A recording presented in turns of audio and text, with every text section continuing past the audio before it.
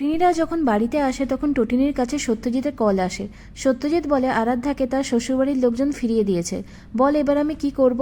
তোর স্বামীকে আমরা হেয় করেছিলাম, তোদের অস্বীকার করেছিলাম বলে তুই তোর বাবার ওপর শোধ নিলি।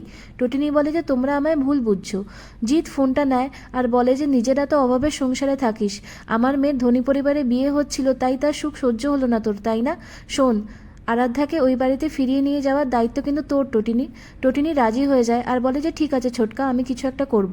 পরশুরাম এসব শুনে বলে যে তুমি কর্ণ চ্যাটার্জিকে চেনো না, ওরা খুবই ডেঞ্জারাস, আরাধ্যাকে ওরা কিছুতেই মেনে নেবে না।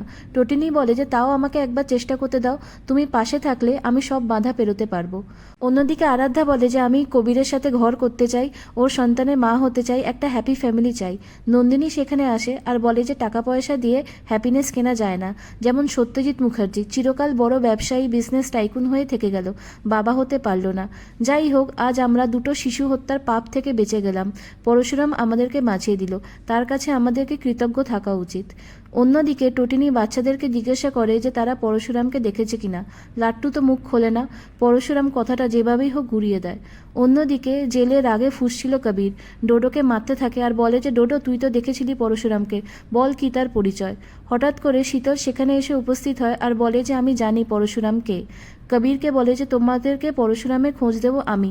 কবির বলে যে বলুন সে কে, জেল থেকেই আমি এমন ঘুঁটি সাজিয়ে দেবো যে ওর লাশ পড়ে যাবে। শীতল বলে ঠিক আছে, পরশুরামকে তাহলে কল করা যাক।